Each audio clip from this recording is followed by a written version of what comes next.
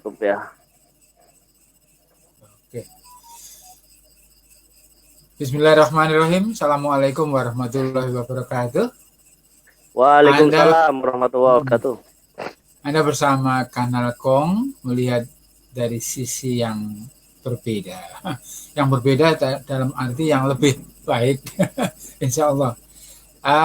Tamu kita malam hari ini seorang muda yang progresif, dinamis, gesit, dan apa saja deh. Ya, saya persilakan Pak Kamil menyapa audiens dan sedikit memperkenalkan diri. Silakan Pak Kamil. Oke, assalamualaikum warahmatullahi wabarakatuh dan selamat malam. Terima kasih kepada Kung Iman dan seluruh netizen dari Kanal Kung yang membaca yang luar biasa ini.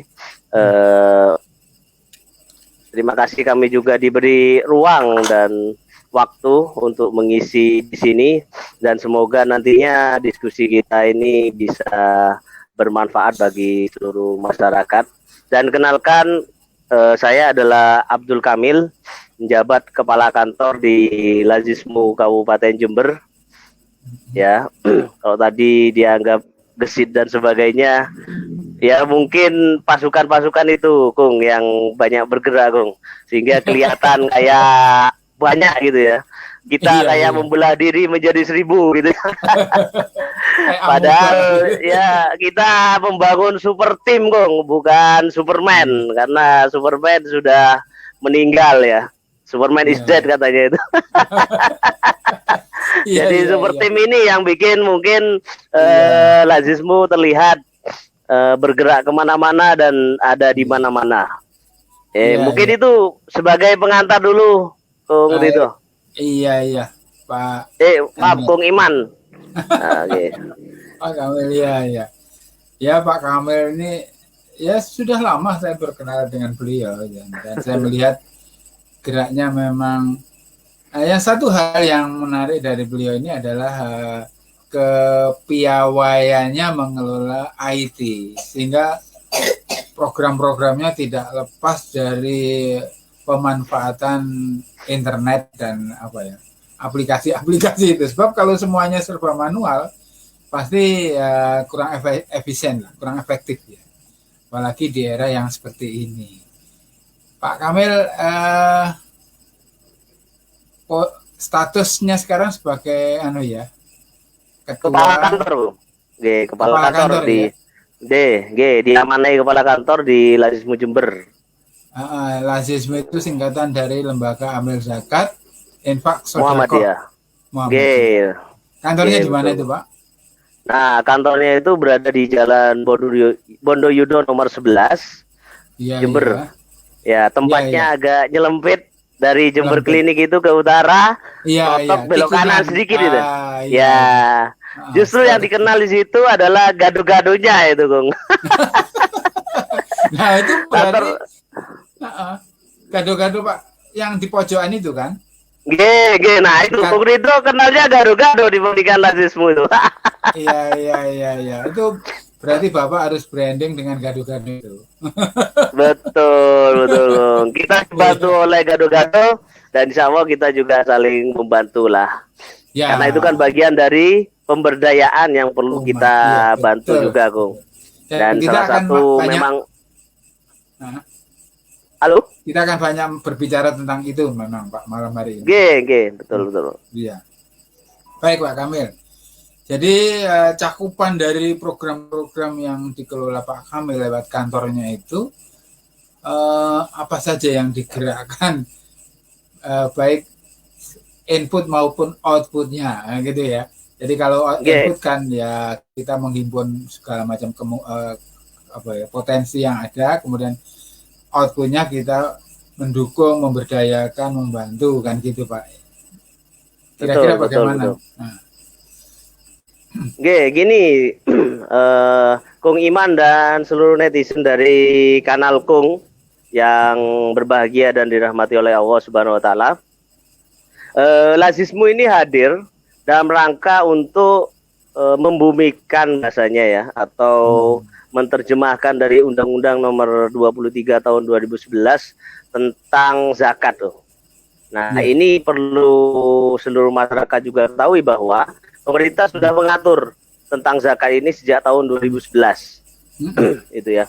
Bahwa seluruh zakat itu harus disalurkan, disampaikan kepada lembaga yang telah terakreditasi secara resmi oleh pemerintah, dalam hal ini Kementerian Agama. Dan alhamdulillah Lazismu ini bagian dari salah satu Lasnas, lembaga zakat nasional yang mengelola terkait dengan zakat umat Islam.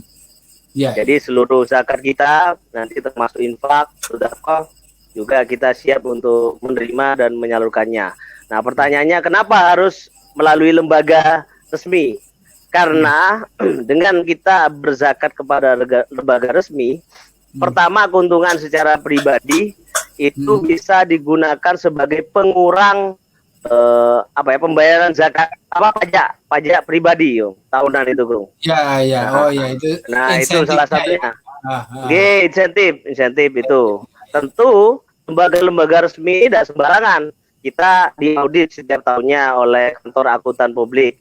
Kita juga sering diaudit juga dari Kementerian Agama, dalam hal ini Kemenak Jember, dan sering koordinasi juga bahwa yang kita lakukan itu betul-betul amanah dan sesuai dengan sasaran. Apalagi zakat itu kan pentasarufannya kan khusus hanya untuk 8 asnaf yang ada itu, Bung.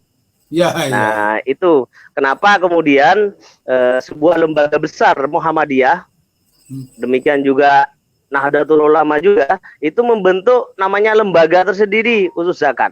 Padahal yang kita tahu bersama bahwa Muhammadiyah ini semangatnya ya semangat filantropi, semangat al-ma'un. Kalau tanya panti asuhan di Muhammadiyah banyak, tanya panti jompo juga ada gitu ya. Mengelola anak yatim ya kita tempatnya dan sebagainya gitu. Cuma lembaga amil zakat ini hadir karena memenuhi regulasi yang ada itu tadi, yaitu Undang-Undang Nomor 23 Tahun 2011. Ini dalam proses inputnya ya. Inputnya juga keuntungan yang kedua secara pentasarufan, jika kita berzakat sendiri memang tidak ada kewajiban secara tuntunan agama bahwa berzakat itu harus lembaga secara agama, tapi secara pemerintah sudah diatur.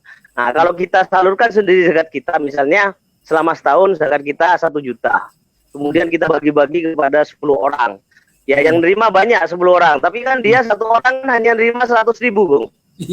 Nah, kira-kira dengan 100.000 itu bisa mengentaskan kemiskinan atau memelihara kemiskinan? Buat orang tergantung produktif gitu ya. Nah, itu kalau dengan 100.000 kan paling hanya untuk konsumsi pribadi atau keluarga dan sebagainya. Semangat dari lembaga amil zakat, baik Lasnas maupun Basnas, ini adalah untuk mengentaskan kemiskinan.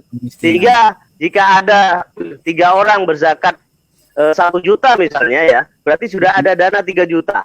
Dengan dana 3 juta ini misalnya kita berikan kepada 1 keluarga miskin, kita kasih pelatihan, kita kasih modal usaha sesuai dengan passionnya, maka insya Allah tahun depan harapannya keluarga miskin ini sudah tidak perlu menerima zakat lagi.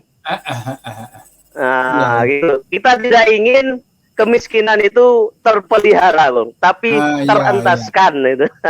Walaupun mungkin Lazismu tidak mungkin ya mengentaskan seluruh kemiskinan yang ada, tapi setidaknya setahun 1 atau 2 ya sesuai dengan input yang ada itu. Semakin banyak zakat infak yang dititipkan kepada kami, maka semakin banyak juga calon penerima manfaat atau mustadafin ya yang menerima dari manfaat dari zakat itu.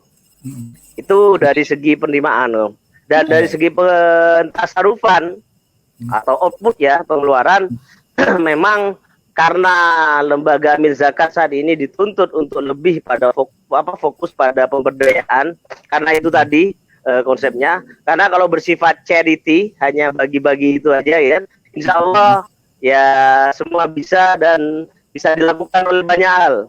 Apalagi semangat filantropi masyarakat saat ini sudah luar biasa. Ada Jumat sedekah misalnya. Itu sudah sangat semarak di masjid-masjid. Bahkan di beberapa saya lihat di Jember ada di jalan-jalan depan instansi pemerintah itu sudah disediakan kotak-kotak nasi. Dan itu sesuatu yang baik ya untuk melatih semangat filantropi dan berbantu bagi sesama. Namun tantangan dari lembaga Amil Zakat ini adalah lebih dari itu, Gong. Kalau kita hanya bisa melakukan charity, bagi-bagi sembako, bagi-bagi nasi bungkus dan sebagainya, itu tetap kita lakukan, tapi dalam sasaran yang khusus. Misalnya ya, kita ada program beranda, Gong. Apa itu? Nah, beranda itu berbagi dengan janda tua duafa. Nah, tuanya ini perlu ada penekanan khusus. Nah, itu rutin kita. Karena kalau sudah janda tua, tentu mereka kurang produktif ya di usia senja. Kecuali Kong Iman ini yang terus berkah nih, luar biasa nih. Nah, itu kita kasih sembako, kita santuni dan sebagainya. Tapi bagi mereka yang masih produktif, cuma mungkin mereka itu bingung cari akses modal, mungkin mereka bingung mencari sistem usaha dan sebagainya. Nah, kita support dana-dana zakat itu dari program-program pemberdayaan itu. Salah satunya yang telah kita lakukan adalah kita pernah ngasih kambing kepada peternak kambing. Kenapa peternak kambing kita kasih kambing? Nah, ya kan? Karena sebenarnya mereka peternak kambing itu sistem gado ya, pinjem dititipi gitu. Nah, kalau dititipi tentu keuntungannya kan tidak banyak dia. Nah, oleh Lazis kita tambahi, kita kasih kambing. Dan kenapa kita milihnya mereka yang sudah beternak? Pengalaman kami ketika kita ngasih kepada orang yang belum beternak kemudian disuruh beternak, kebanyakan kambingnya hilang, mati dan sebagainya. Karena belum punya skill ya. Betul, passion lah, lebih pada passion, Gong. Karena skill kan bisa dilatih ya. Tapi keinginannya itu kemana itu? Nah itu. Pernah kita dulu bikinkan rombong gitu ya. Rombong suruh jualan. Ternyata passionnya tidak dijualan. Diproduksi atau diternak gitu. Iya, malah itunya dijual rombongnya. Iya. Jadi Ya, itulah analisa-analisa yang perlu terus kita evaluasi itu. Iya. Jadi Mas Kamil ya. Memang beberapa waktu akhir-akhir ini saya melihat di masjid-masjid itu anak-anak pulang mesti membawa kotak makanan gitu ya. Betul. Saya waktu ke Bogor itu juga begitu. Bahkan di Bogor itu pulangnya dapat kotak seperti itu, malah berebutan, yang memberi malah yang berebutan. Kan gitu kan? Betul. Nah, betul. Masuk itu diservis dengan disediakan pemotong kuku, parfum begitu, luar biasa. Ya. Ini luar biasa deh. Ya, yang saya pikirkan kan begini, Mas Kamil ya. Apakah kedepannya itu yang kita pikirkan itu bukan hanya perut, ya, kalau hanya bagi-bagi nasi kotak ya. Itu, padahal orang-orang itu kalaupun pulang di rumah juga tidak kekurangan untuk di area tertentu ya. Betul. Bukan makanan, tetapi bagaimana kalau yang kita bagikan itu buku misalnya ya. Buku bukan barang buku, tapi buku yang didesain memang untuk pembelajaran agama. Misalnya gini. Jadi ada semacam silabus begitu, di mana buku itu diterbitkan sesuai dengan silabusnya. Bulan ini tentang wudhu, berikutnya tentang ini. Ini yang extraordinary, Dong. Ya? Ini yang saya suka dari Kong Iman ini, ada sesuatu yang beda dari biasanya itu. Saya nyambung ini dulu, Kong ya. Dulu tuh kita pernah mengumpulkan abang becak selama 6 bulan, Kong. Iya. Abang becak di sekitar Lazismu kita kumpulkan ada sekitar 30 orang lah ya. Selama 6 bulan itu kita undang setiap Jumat ke kantor Lazismu. Iya. Sebulan sekali.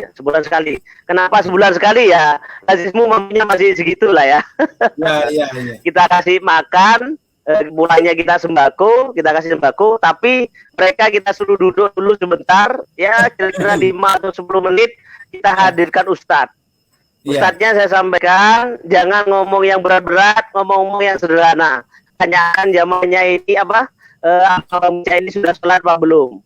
Nah, ternyata pertanyaannya sungguh mengejutkan, kok. Sebagian besar mereka tidak sholat, tuh. Kenapa tidak sholat? Alasannya awalnya ada punya sarung. Oke, kita belikan sarung, kita kasih sarung. Kemudian tuh, kenapa belum sholat lagi? Nggak ngerti doanya sholat, Pak. Waduh, ini kan lebih parah nih ya. Akhirnya kita belikan buku itu, Gong. Buku tuntunan sholat, itu ya. Kemudian kita kasih ini. Bisa baca, Pak? Sebagian ada yang bisa baca, sebagian ada yang tidak bisa. Nah, setelah kita beraktivitas itu baru tahu gitu loh. Ternyata memang semangat literasi umat ya, masyarakat itu menjadi PR besar bagi kita.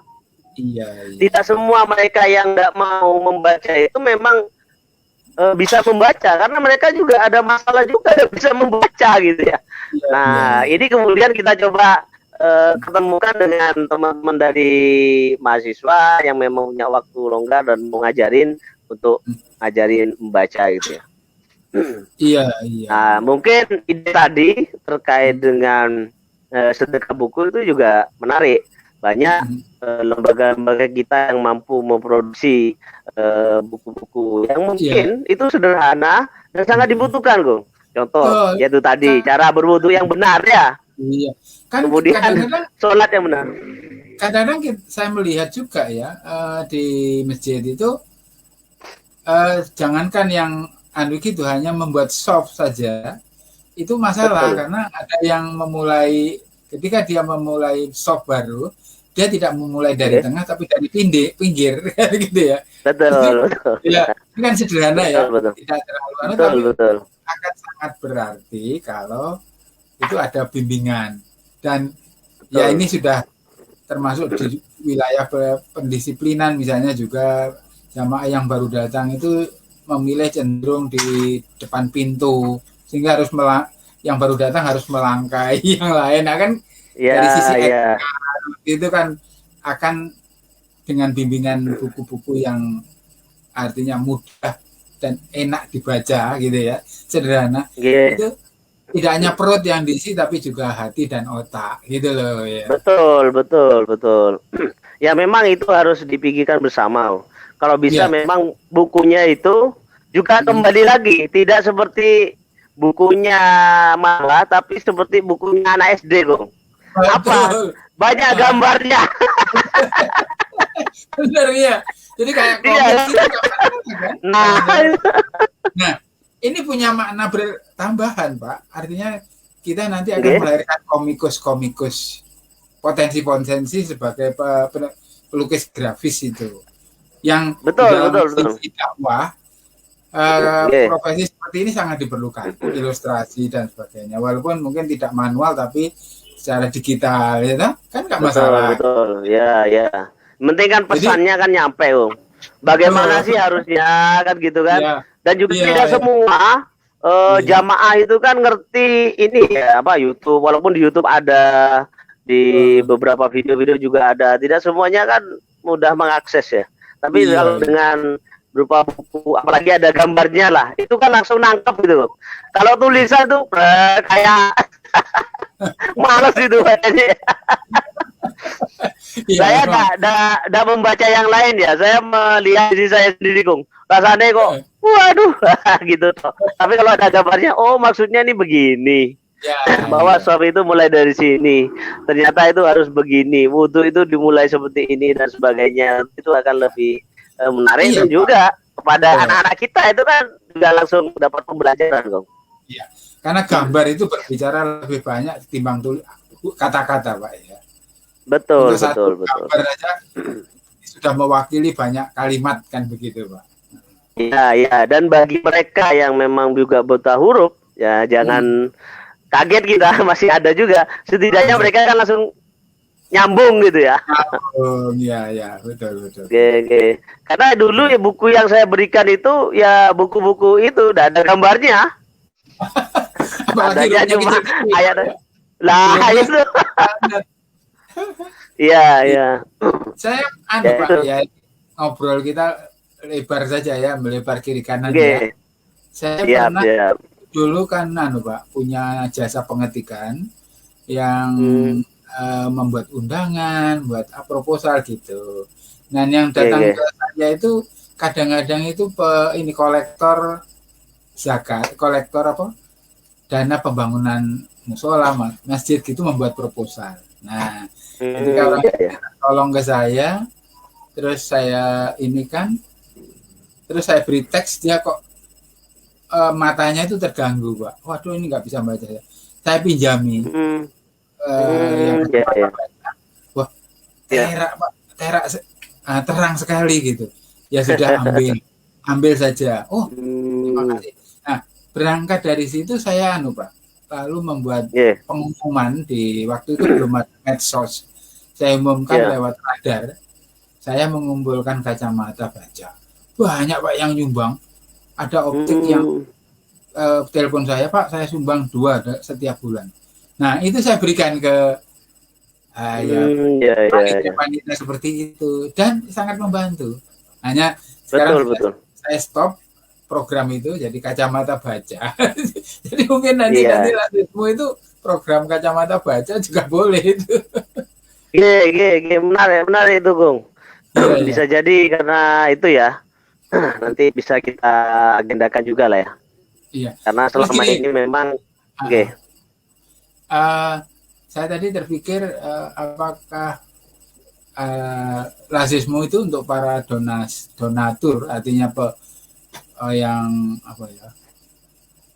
yang menjadi sumber pendapatan itu. Muzaki. Iya, apa namanya Pak? Muzaki. Mereka yang muzaki.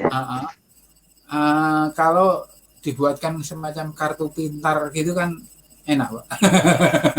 Kartu pintar isinya gimana, Gung? Loh, ya artinya kartu pintar itu ya termasuk nomor anunya macam-macam sehingga dia ya seolah-olah ada keterikatan yang kontinu terhadap itu. Betul. Tidak hanya dari kalangan Muhammadiyah ya. Simpatisan yang masuk ke ini sebagai tetap gitu punya kartu pintar. Mungkin kartu pintar itu untuk ya terserah lah kalau mau transfer mau apa kan gitu kan ya. Walaupun kalau untuk narik nggak bisa. Oh gitu ya. Kalau narik bisa gimana, Pak? Ya semacam identitas. Iya, bisa. Mungkin bisa digunakan. Kartu identitas ya? Seperti kartu ATM gitu ya. Mungkin ini hanya semacam sebatas saja lah, spontanitas ide. Ya. Bisa itu. Karena selama ini memang selain mustahik atau penerima manfaat yang kita layani dengan sebaik-baiknya, juga muzaki juga perlu kita beri pelayanan dan pencerahan. Salah satunya adalah kadang yang terjadi di kita itu tidak semua muzaki itu tahu berapa mereka harus mengeluarkan kewajibannya. Padahal Gong ya, zakat itu bukan kebaikan kita loh ya. Iya. Zakat itu bukan kebaikan kita, tapi hak mereka yang masuk dapat 8 asnaf itu, mustahik itu, hak mereka. Jadi kalau kita mengeluarkan zakat, dalam tanda kutip ya, kita itu sebenarnya belum baik. Bahkan dalam Al-Quran itu dikatakan bahwa kamu belum mencapai kebaikan yang sempurna sebelum kamu itu menafkahkan harta yang paling kamu cintai. Nah, sedangkan zakat ini kan hak orang ya, orang mustahik yang dikeluarkan. Apa kebaikan itu? Tentu infak sedekah. Nah, yang terpenting kita sampaikan kepada masyarakat ini bahwa sebelum kita bersedekah, sebelum kita berinfak, upayakan harta kita hitung, zakat kita keluarkan dulu. Banyak yang keliru menafsirkan, Gung. Mungkin ya, kita itu apalagi orang Indonesia termasuk orang yang semangat berfilantropi atau berinfak lah ya, atau bersedekah itu, setiap hari bisa jadi kita mengeluarkan sedekah sampai minim lah ya, minim itu 10.000, Gung. Misalnya seperti di parkiran. Dan kita sudah gratis parkir, cuma kan kita kasih. Ya, kenapa? Karena kebaikan kita kan. Ya. Anggap saja begitu ya. Sudahnya begitu ya. Kebaikan kita. Kemudian ada pengamen, datang lagi siang. Kita kasih 1.000 atau 2.000. Sehari bisa jadi 10.000. Tidak terasa. Selama misalnya 1 bulan sudah 300.000. Sedangkan kewajiban kita selaku membayar zakat, karena zakat bagaimanapun wajib kan. Ya, instansinya itu kan tidak mungkin kita hanya mengerjakan sholat tahajud tapi melupakan sholat subuh. Nah, ini Gung. Nah, jadi zakat ini kita hitung dulu harta kita. Analogi yang bagus juga ini. Jadi ingat tahajud, lupa subuh. Lupa subuh. Nah, kan itu bahaya, Gung. Karena yang wajib itu harus ditunaikan dulu. Baru tambah-tambahnya itu yang sunnah, yaitu infak dan sedekah ini. Sehingga zakat itu perlu ada edukasi ini juga. Kita seringkali hadir dalam, ya sebelum pandemi ini tentunya Agung ya, hadir dalam komunitas-komunitas, kita sampaikan bagaimana sih cara menghitung zakat yang benar, bagaimana sih perbedaan-perbedaan dalam penghitungan zakat. Kita sampaikan, terserah sampean ketika ada perbedaan ini memilih yang mana. Prinsipnya adalah harta kita hitung sendiri berapa, kemudian kita keluarkan zakatnya. Karena yang zakat ini adalah kotoran bagi kita dan hak bagi orang lain. Gitu. Dan ini harus dikeluarkan karena hak dan kewajiban kita. Karena kewajiban ya bukan kebaikan kan begitu. Iya. Nah, kita kadang lupa bersedekah, oke, ya kan? Ngasih apa dan sebagainya, mungkin terasa itu tadi sehari bisa sampai 10.000, sebulan 300.000. Padahal kewajiban bisa jadi hanya sekitar ya 250 dan sebagainya, kurang dari 300.000 selama 1 bulan. Baru kalau 1 tahun mungkin sampai 1 juta 3.600.000 ya kalau misalnya sebulannya 300.000. Nah itu lupa kita hitung. Iya.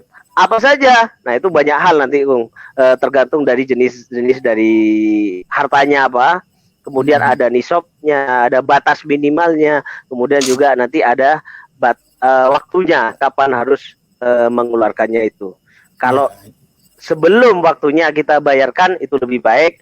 Kalau setelahnya, nah sedikit ya bahasa saya itu ya sedikit dolim lah, kan haknya orang itu yang harus diberikan, kenapa masih kita tahan. Nah ini bagian dari mungkin sharing lah ya buat netizen semua.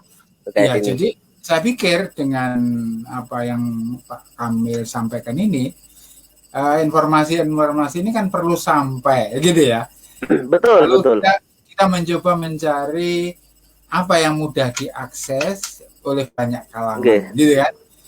Kalau kalangan intelektual tinggal buka laptop atau ini, itu pun kadang-kadang ya masih prioritasnya bukan ke informasi ini tapi yang lain kan. Nah itu jadi mungkin ini yang kita pikirkan bagaimana ya akses yang baik sekali oleh masyarakat untuk memperoleh informasi yang kontinu tentang ini. Kalau di YDSF itu Pak ya, itu ada rutin ya. Dan itu mungkin bisa terlaksana karena mereka sudah punya dana yang besar dan diversifikasi kegiatannya sangat beragam. Saya senang sekali melihat langkah-langkah mereka itu. Ada untuk hubungan, untuk luar biasa. Dan majalahnya itu rutin gitu. Saya setiap bulan dapat 2. Tiap terbit dapat 2 tiap bulan ya. Itu. Iya. Nah sebenarnya sih sama aja Gung, ada juga lazismu Gung. Ada juga. Cuma bedanya kalau YDSF itu sifatnya top down, gitu ya. Karena mereka kan tidak berbasis ormas ya, berbasis ormas. Jadi pusatnya di Surabaya, kemudian bergeraknya dari atas, kemudian dia bentuk cabang-cabang di daerah-daerah gitu. Sedangkan lazismu awal berdirinya ini kan yaitu tadi di pengantar saya sampaikan bahwa Muhammadiyah ini sudah ada jaringannya sampai ke ranting-ranting di pelosok desa-desa ya. Nah kemudian lazismu ini ada kemudian. Nah di kabupaten ada, di provinsi ada, di pusat ada. Awal berdirinya kita itu bersifat jejaring aja, tidak ada koordinasi, hanya ada SK dan sebagainya. Namun sekarang kita juga mulai disentralisasi sesuai dengan undang-undang yang tadi 23 tahun 2011 itu. Nah, desentralisasi sehingga seluruh aktivitasnya itu pun juga mengikuti dari program-program yang di atas. Tapi memang ini bertahap. Kelebihan dari beberapa lembaga yang ada itu memang ada plus minusnya, Gung. Kalau yang tersentral itu seluruh perolehan berkumpul ke pusat dulu, gitu ya. Baru daerah itu mengajukan program, baru turun, kadang enggak dan sebagainya. Kalau Lazismu ya dikumpulkan di Jember, dibagikan di Jember gitu ya. Betul. Ya itu fleksibilitasnya. Cuma karena kita dalam tanda kutip seolah-olah berdiri sendiri se-Jember, sehingga aktivitasnya distribusi informasi dan sebagainya itu seolah-olah ya hanya bergerak terbatas gitu. Tapi di pusat sudah mulai kita di backup. Salah satunya ketika melakukan campaign-campaign yang menarik di sini, kita lakukan di pusat, kemudian oleh pusat di campaign juga akhirnya di bahasanya ya disalurkan ke seluruh jaringan dari Lazismu nasional gitu ya. Sehingga satu kebutuhan daerah itu bisa ditopang oleh seluruh jaringan Lazismu seluruh nasional. Seperti bencana. Kalau bencana nasional ini kan yang ada di Mamuju maupun di Kalimantan Selatan ya. Kalau di Jember kemarin kita di Wonoasri itu, Gong. Nah, itu kita laporkan langsung ke pusat berapa dokumen dan aktivitas kita, akhirnya oleh pusat kemudian di campaign, dilakukan penggalangan bersama, kemudian disupport secara bersama-sama. Nah, itu yang sudah mulai kita jalankan. Iya. Kayak ini, Pak, seperti akan ada ambulans apa itu Pak, apakah hasil dari Lazismu atau sumber yang lain? Nah, kalau yang dari Lazismu Jember ya hasil dari Lazismu Jember, Gong. Gitu ya. Ambulans apa karena itu ya? Bukan kiriman dari pusat itu.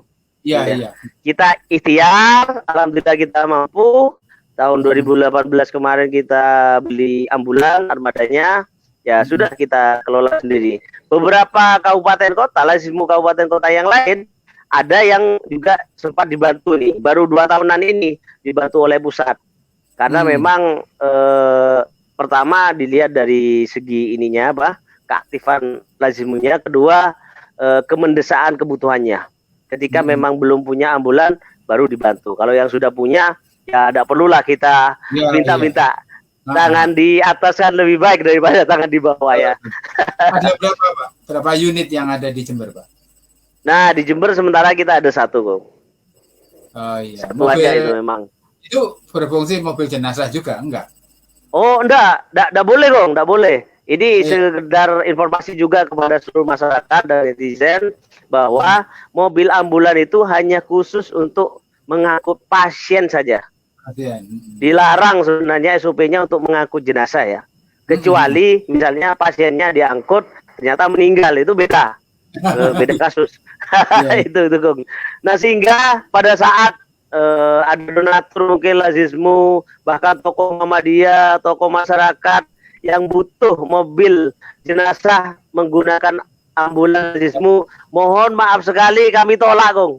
Mohon maaf sekali kami tolak. Kita lebih baik bayari sewa mobil jenazah untuk ngangkutnya dibandingkan pakai mobil ambulannya Lazismu itu.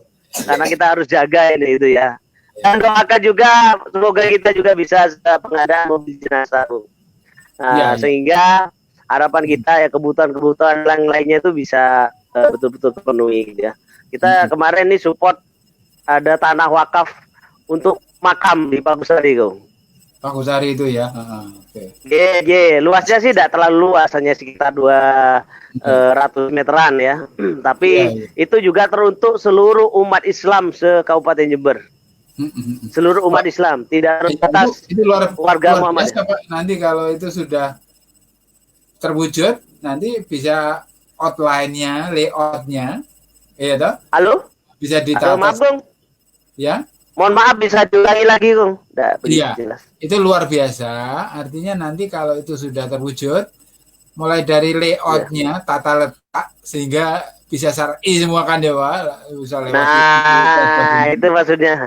Itu luar biasa ini. Ya. Karena kan banyak saudara-saudara kita di daerah perkotaan itu kan kadang kesulitan, Kong. Ya. Cuma memang syaratnya itu harus mengikuti SOP yang ada di makam itu gitu ya. Sehingga semua umat Islam bisa ya masuk situ. Mau booking dulu juga tidak apa-apa, tapi tidak boleh dimasukin dulu. Ya. Wah, ngeri nih. Kalau tadi Pak, saya ingat 8 asnaf tadi ya Pak ya. Betul. Itu di situ ada Ibnu Sabil kan Pak ya. Betul. Yang tergolong Ibnu Sabil itu siapa saja Pak kira-kira Pak? Guru ngaji apa itu tergolong? Halo ya? Ya bisa. Ngaji. Bisa Ibnu Sabil dan Fisabilillah. Guru ngaji juga kita ada binaan sudah dan sudah beberapa kita bantu. Tapi memang ya mohon maaf, mungkin tidak semua guru ngaji bisa kita bantu, Kung. Karena itu tadi kembali terbatasan dari hasil perolehan lah ya. Jadi semua asnaf itu berusaha kita bantu, kecuali satu asnaf, yaitu hamba saya itu, yang tidak kita bantu. Mu'alaf juga, dulu pernah kita bantu mu'alaf. Ada mu'alaf dari Papua, kemudian dia Hitan gitu ya, kemudian kita bantulah dulu tapi iya, saya memang betul-betul karena Pak Kamil ngomong mu'alaf tadi saya lalu kepikiran ini beberapa waktu yang lalu sering buka-buka di podcast YouTube itu ada mu'alaf center di mana-mana kan yang betul dilakukan oleh para mu'alaf itu sendiri ya. Nah ini luar biasa. Ya. Apakah Muhammadiyah sudah terpikir buat mu'alaf center? Nah itu ini perlu ada kajian lebih lanjut lah. Iya. Kalau memang di Jember ini ada mu'alaf center, ya kita sinergi aja lah. Itu biar lebih mudah, Gong. Ya, karena mereka biar fokus di situ. Nah, kita salurkan haknya mu'alaf yang memang butuh penguatan itulah. Secara ekonomi dan sebagainya. Insya Allah kita siap hadir. Gitu. Ya, prinsipnya berbagai program dan layanan masyarakat tidak hanya sekedar dari program yang sudah kita siapkan, namun saran masukan dari seluruh masyarakat juga tentu kita akan nantikan. Dan apabila itu memang bisa dan kita segera bantukan, ya insya Allah kita akan juga bantukan. Asismu memang milik Muhammadiyah, tapi semboyan kami kan memberi untuk negeri. Jadi kita bantu semua. Dan kita ketika kita bantu, tidak pernah kita tanya agamanya apa, tidak pernah kita tanya ormasnya apa. Yang penting Anda cocok sesuai dengan asesmen yang kita lakukan, ya sudah kita bantu. Dan ini mohon maaf jika mungkin pelayanannya tidak segera, karena kita juga perlu pertanggungjawaban loh. Sehingga ketika ada saran dan usulan dari masyarakat itu kita asesmen dulu, betul tidak sesuai dengan ini. Syaratnya juga mudah kok, cuma kirim KTP sama kakak. Namun kita harus terjun langsung, kita tanyai langsung. Karena sekecil apapun dana umat ini harus kita pertanggungjawabkan. Ini bukan hanya bertanggung jawab pada akuntan publik, tapi yang paling berat bagi kami adalah ya kepada Allah Subhanahu Wa Taala ya, baik di dunia maupun di akhirat. Nah itu. Iya, di tengah kebencanaan yang sedemikian rupa itu baik maupun COVID maupun bencana alam ya. Di sini apa yang kira-kira sudah oleh Lazismu, apakah Lazismu juga mengambil bagian dari upaya-upaya untuk membantu pihak-pihak yang itu kan? Terima kasih. Nah, untuk saya ngomong tentang bencana COVID dulu ya. Ini yang agak menyusahkan kita semua gitu ya. Lazismu sudah bergerak sejak awal-awal pandemi. Pertama kita melakukan semprot disinfektan pada saat itu, kemudian bersinergi dengan lembaga yang fokus ngurusi masalah COVID, yaitu MC3 Kabupaten Jember, Muhammadiyah Komando COVID Center gitu. Saya gitu apa itu MC3 itu. Nah itu bikin aksi-aksi penyemprotan disinfektan, Gong. Keliling-keliling.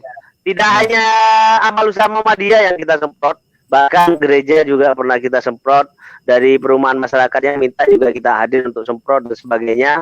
Baru kemudian setelah sekitar 2 bulan setelah pandemik, yang masyarakat rasakan itu adalah masalah ekonomi kan, Kong. Iya, iya. Nah, menjelang Ramadan itu, saya ingat betul itu masalah ekonomi. Akhirnya Lazismu kita sinergi dengan masjid-masjid yang ada, tentu dimulai dari yang selama ini sudah berkomunikasi dengan kami. Kita ingin namanya lumbung pangan berbasis masjid. Jadi kita harapkan masjid-masjid itu menjadi pusat pangan. Jangan sampai masjid yang selama ini digunakan untuk aktivitas spiritual jangan juga harus bisa menjadi solusi masalah pangan atau konsumsi. Yang perlu diselamatkan adalah pertama ya jamaah masjid itu sendiri. Jamaah masjid ini ya bisa jadi yang memang terbiasa sholat di situ, baik yang dekat maupun yang jauh, terutama juga tetangga-tetangga masjid ini. Jadi kenapa kita pilih masjid sebagai pusat kegiatan? Bukan berarti kemudian mengajak masyarakat untuk berbondong-bondong ke masjid. Tidak, justru kita harapkan masyarakat tetap di rumah saja. Pada itu ketika memang masuk zona merah ya, dan tidak boleh, kita tetap menjaga sebagaimana instruksi dari pimpinan pusat Muhammadiyah maupun dari pemerintah, kita tetap jaga. Justru amilnya ini yang bergerak, gitu Kong.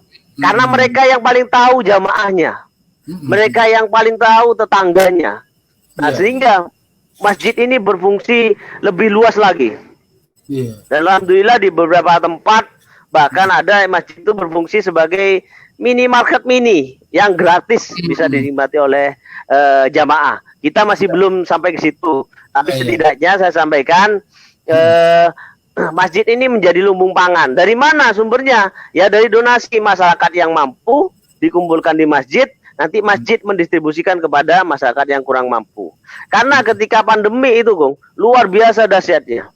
Gitu ya. Kenapa saya sampaikan begitu? Karena mereka yang awalnya bekerja tiba-tiba harus off. Contoh salah satunya ya, para pengusaha travel khususnya umroh ya. Ketika awal-awal sebelum pandemi, insya Allah mereka termasuk masyarakat kelas menengah ke atas gitu ya. Tapi ketika corona nih hadir, pandemi corona nih hadir, kan stop total loh. Ada aktivitas. Mereka yang tidak punya aktivitas lain selain usaha itu, ya tentu susah. Akhirnya tabungannya kemudian diambil untuk biaya kehidupan sehari-hari dan sebagainya. Dan itu baru terasa setelah 3 bulan, 4 bulan. Ya sekarang agak susah sudah. Saya banyak berkomunikasi dengan sahabat-sahabat di Jakarta, Bekasi, beberapa di Jember juga yang usahanya hanya itu saja. Nah, ini berat. Ini salah satu saja ya, dan banyak lagi yang lainnya.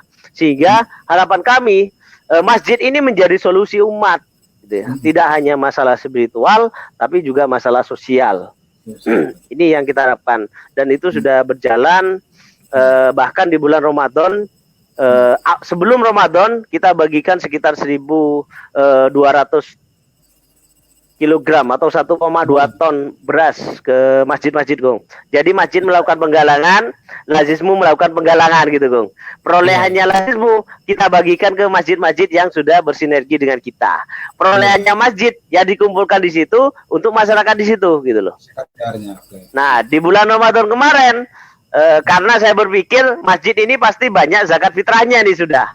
Sehingga kebutuhan karbohidratnya itu sudah ada, maka Lazismu berinisiatif melakukan penggalangan sedekah telur waktu itu, Bang. Alhamdulillah kita bisa bagikan sekitar 1.300 kilogram telur. Ya. Kalau 1.300 kilogram telur itu ya satu pickup sampai lebih. Untuk sekitar 24 masjid kita bagi, Bang. Ya memang akhirnya kalau turun ke masjid 24 masjid ya tidak terlalu banyak gitu ya. Tapi alhamdulillah ini partisipasi dari seluruh donatur dan masyarakat. Akumulatif cukup menggembirakan itu. Alhamdulillah. Saya sering melihat produk yang ditawarkan juga entah lewat panitia kurban itu misalnya kornet, Pak. Apa daging. Itu dalam rangka Idul Kurban kan ya. Bagaimana Pak itu?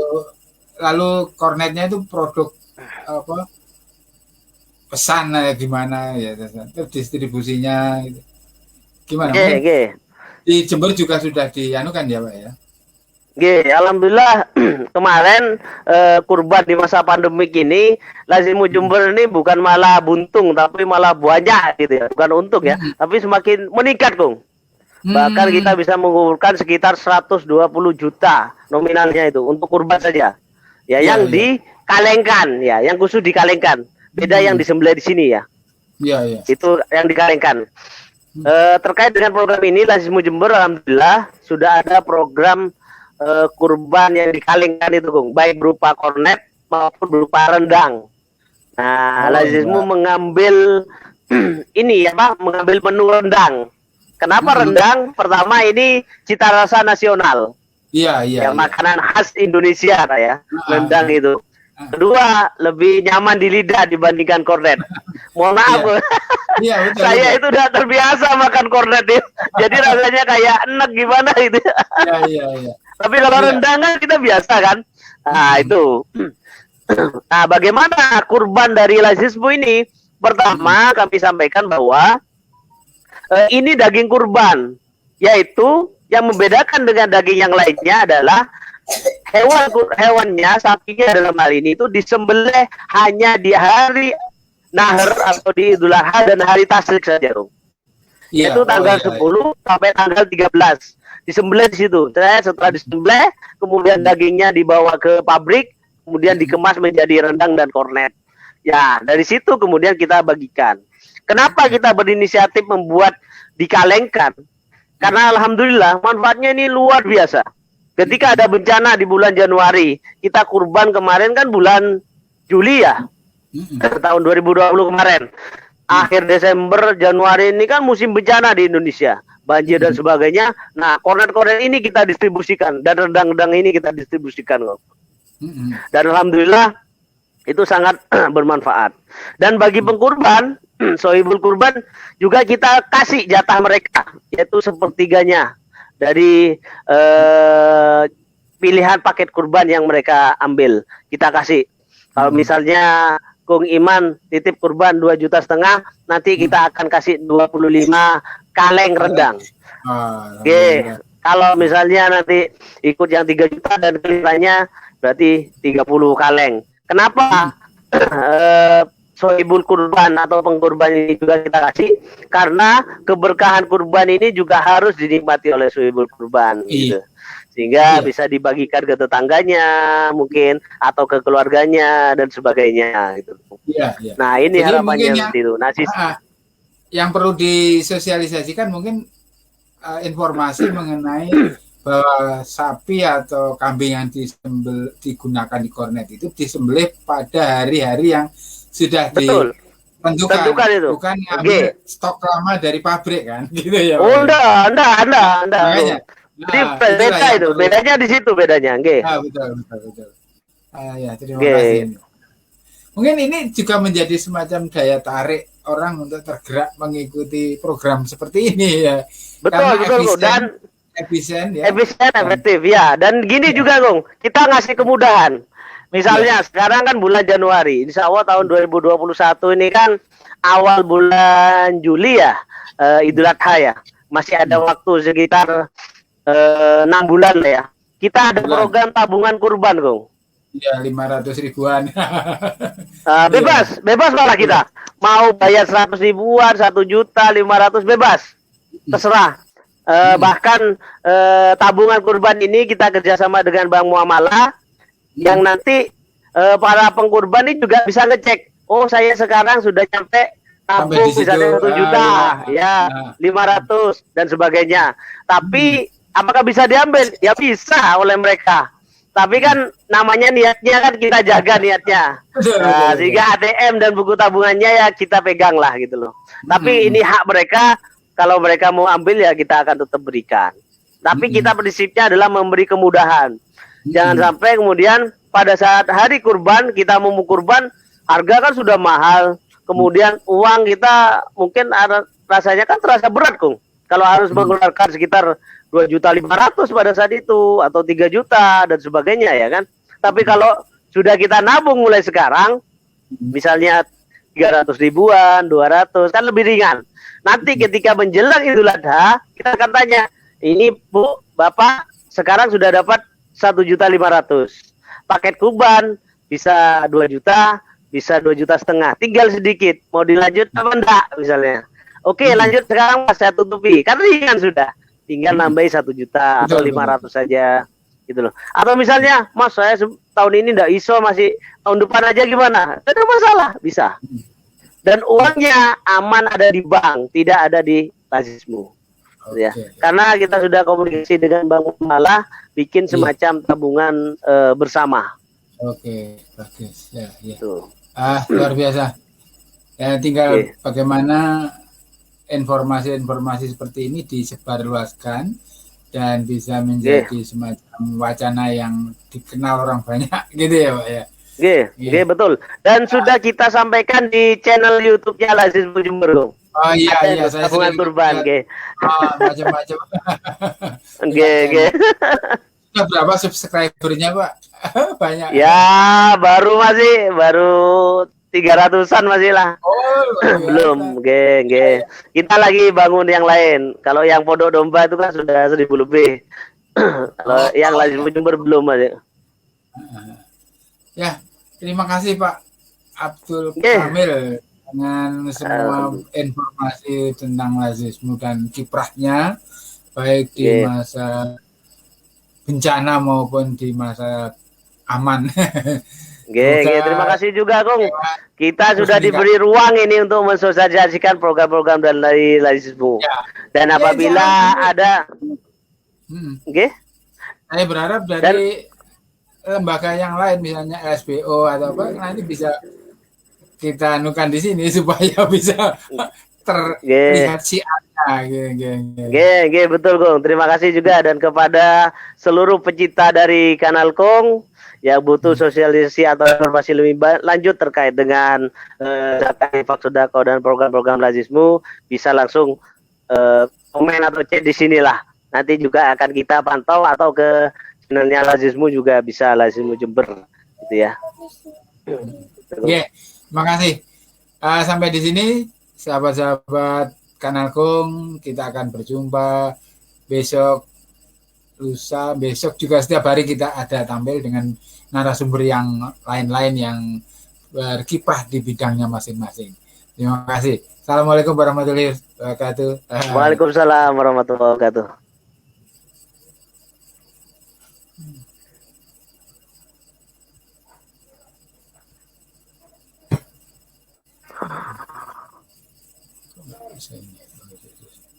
Iya, lupa saya.